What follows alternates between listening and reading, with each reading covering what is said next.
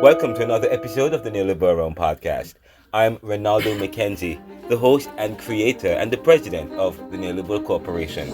And with me is my co-host and also one of the senior advisors and board members at the Neoliberal Corporation, Dante Nelson. Hey guys, happy Thanksgiving. And happy Thanksgiving, yes. Well, we should say belated Thanksgiving. We're still in the Thanksgiving season. Yes, Thank you so much, yes. Thank you for making it the Neoliberal Corporation and the Neoliberal Round podcast. And it's black, well, sorry, I hate saying the word black. Black Friday. I hate saying black. Can we say White Friday? Anyway, okay. Yes, what is the reason for it? I mean, anyway, Why do they call it Black Friday? I don't know. Black. Well, I don't even know. I mean, the word black is usually either something bad or good. I don't even have black beauty and black, but I don't know. I hate using the word black. But we know today is the day after Thanksgiving, where you get a lot of deals. And we are also here at the Neoliberal Round, Neoliberal Corporation. We provide several solutions and services. And our main book, our main text, Neoliberalism, is on sale. And just so you know, you can visit our store page at store.theneoliberal.com and you can check out our deal. Of course, the Neoliberalism paperback and hardcover books are both going. They're going on sale. One is for $39.99, the paperback book, and the hardcover is for $49.99. Alright, so you said that the paperback is $39.99? Yes, $39.99 people, and the hardcover is for $49.99. Okay. The book is also available in audio at the Audible, and I think you can. It's for $0. It's $0 if you have a subscription with the Audible. We are also giving away. We have free. If you would like a free audiobook, a promotional copy, we will give it to you for free. Email us at info@theneoliberal.com. You can also visit us on Twitter, Renaldo McKenzie, or the Neoliberal Co. We visit us on Facebook. But call us at 445-260-9198. We'll send you a copy. We have a couple available. We have about 50, 25 for the UK Audible, and 25 for the US. But today, in today's podcast, we're going to share a recording that we did on Spaces, on Twitter Spaces, where Michael Scott, who actually is the person who narrated the book that I wrote, and so I have a bit of it. He read the preface. I have a sample of the book, about I think 4 or 5 minutes preface, and you're gonna love it. I really enjoy the book, the audio book. I love his voice. You're gonna love it. Yes, I think the audience will like it. Yes. They will be very in tune. And so here is Michael Scott, and here is Michael Scott, and here is Renaldo McKenzie on Spaces on the Neoliberal Round.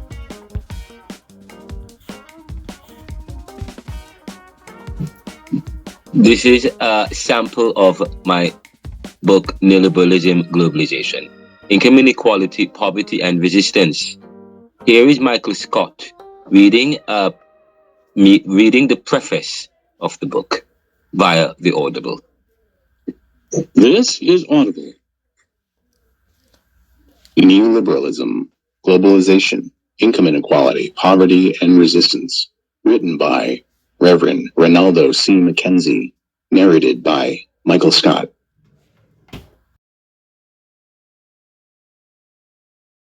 Preface.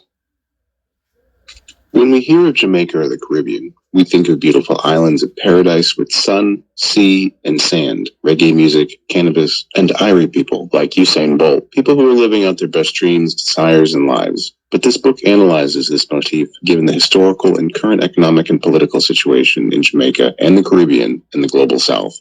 In an attempt to escape the adverse realities of poverty, inequality, and injustice, the people of the global South find themselves in North metropolises with very little agency and minimal change to their lives.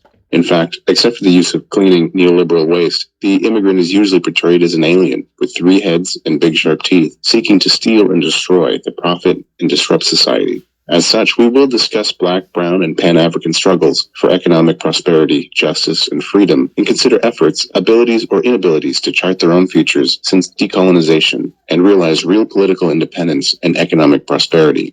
Perhaps they are charting their own course by the few corrupt of the status quo, who are benefiting from partnerships with the neoliberal regime of the Washington Consensus, advocates of the bureaucratic phenomenon, while the masses are left behind.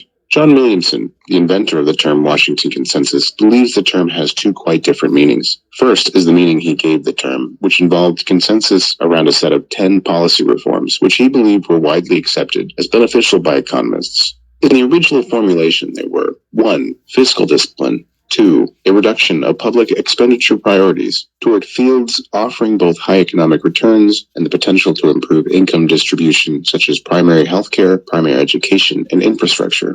3. Tax reform to lower marginal rates and broaden the tax base. 4. Interest rate liberalization. 5. A competitive exchange rate. 6. Trade liberalization. 7. Liberalization of FDI inflows. 8. Privatization. 9. Deregulation, in the sense of abolishing barriers to entry and exit. And 10. Securing property rights.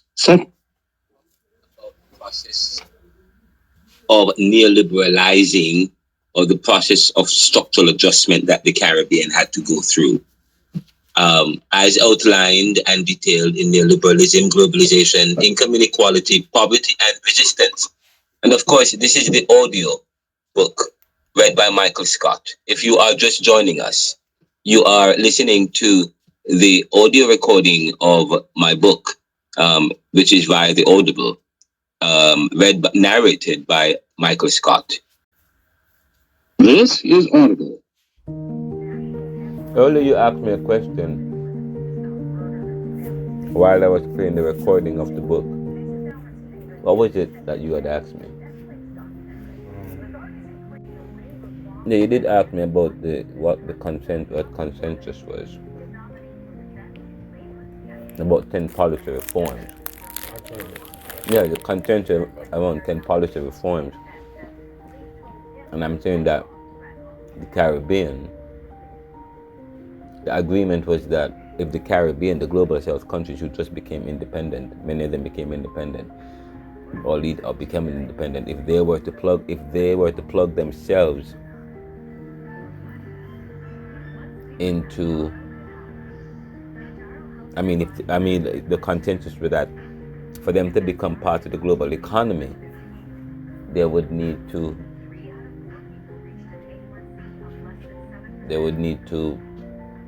submit or agree to some conditions, which includes, and we call it structural adjustment. They'll have to adjust their economy, readjust their economy, which includes implementing or reforming their policies or developing policies which involves facilitating free trade, and which didn't really. The problem was that it was bureaucratic, because these 10 policy reforms weren't followed by the big countries, the post-industrial countries, the global north countries. Who were the big countries? The US, Canada, France, Germany, the post-industrial countries, the countries who had given independence to many of these global south countries, and now the global south countries were, and suddenly the global south countries were met with globalization, which meant that they have to now open up their economies, and to do that they have to reform. They have to get rid of any barrier to free trade, and so the policy reform that John Williamson is talking about here are the things that needed to have happened in order for these global south countries to come into the global economy, and coming into the global economy means it's good.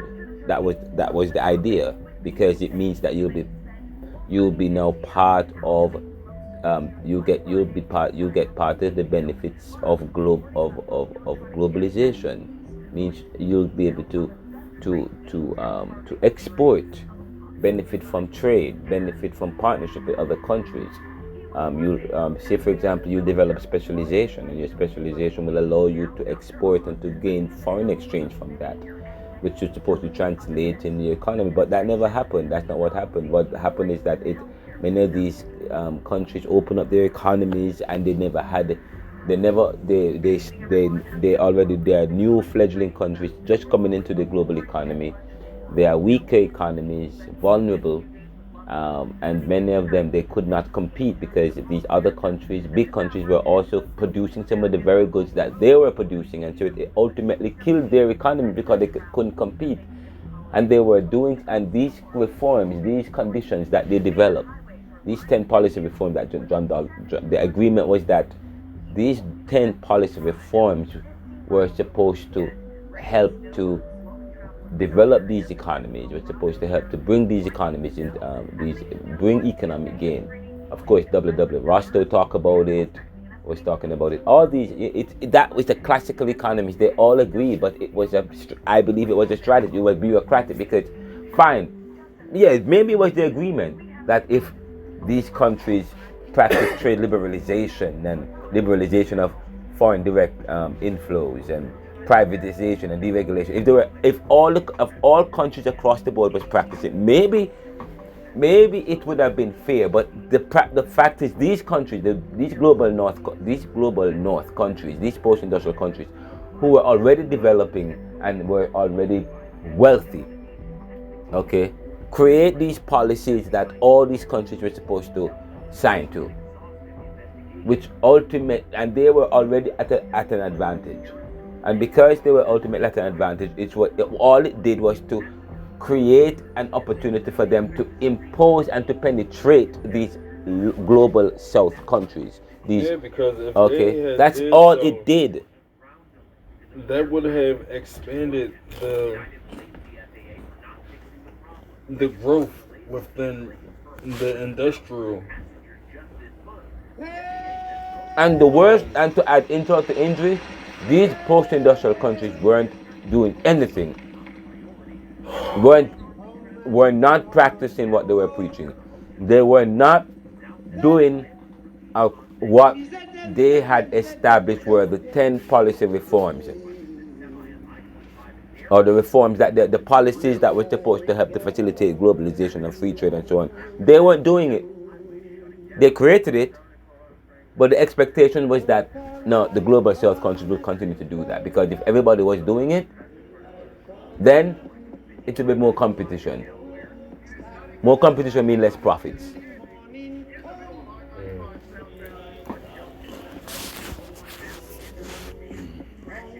Let's continue with the record. As such, we will discuss Black, Brown, and Pan-African struggles for economic prosperity, justice, and freedom, and consider efforts, abilities, or inabilities to chart their own futures since decolonization and realize real political independence and economic prosperity.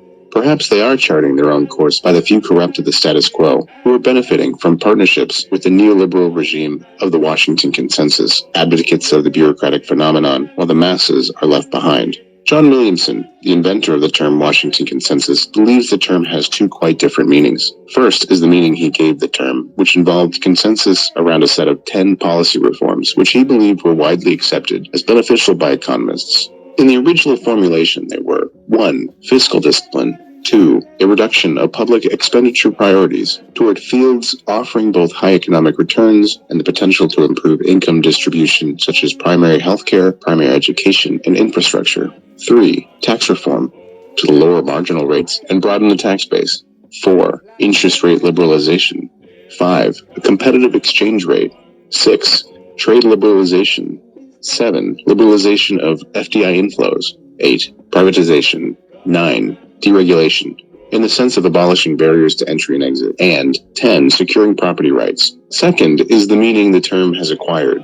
Market fundamentalism or neoliberalism. Laissez-faire, Reaganomics, let us bash the state, the markets will resolve everything. For our examination, we will use the term in the latter, rather than the former common usage to denote the power dynamic at play in neoliberal globalization and neoliberalism. The approach will be interdisciplinary and comprehensive, drawing on various disciplines and experiences and going beyond Jamaica to consider the wider Caribbean and the diaspora in the United States. It draws on past and present works on the subject and relies on readers' abilities, knowledge, primary or secondary, and skills to challenge, critically analyze, and develop their own thinking within a Jamaican, Caribbean, its diaspora, and or American context, given the century's challenges and opportunities. This book is facilitatory, as it provides another opportunity to holistically explore challenges, opportunities, and solutions to Caribbean and Pan-African problems, so they can continue to develop and express their thoughts in a structured, creative way that is unique to them them, one that will lead toward meaningful engagements and sustained improvements for them and their people's standard of living. This project is divided into two parts. Part A will examine whether Jamaica's inequality trends from the mid-1970s up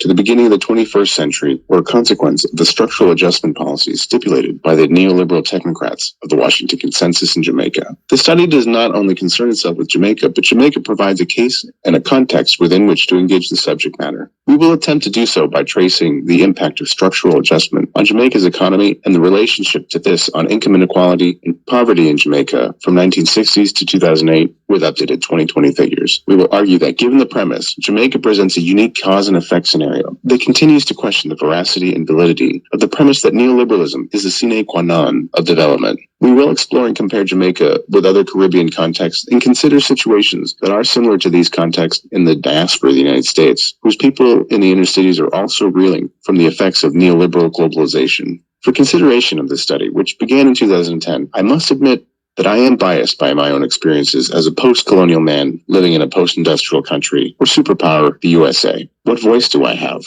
if any, and what are the threats to that voice? We will consider Caribbean and Pan-African contexts and thinkers such as Fanon and his contemporaries who have questioned whether Jamaica and other Caribbean and former colonies and their people are free of external control and power. We will argue that this illusion of freedom comes from a dominant globalist worldview within which those in the global south find themselves competing, not just for scarce benefits and sport. This is on. Thank you for listening to an excerpt of the preface read by Michael Scott. The name of the book, of course, is Neoliberalism, Globalization, Income Inequality, Poverty and Resistance. It goes on sale on Monday. It's a textbook that is an erudite analysis of Jamaica's economic history. So it is a book that is always relevant, but it was published in 2021. I'm Renaldo McKenzie, the author of the book. Please message me, and if you'd like a copy, you can also message me at via Twitter, and you can also go to store.theneoliberal.com. The book is also available on Amazon, Barnes & Noble, and books all over the world or close to you. Please visit us at theneoliberal.com and renaldocmckenzie.com. Well, good.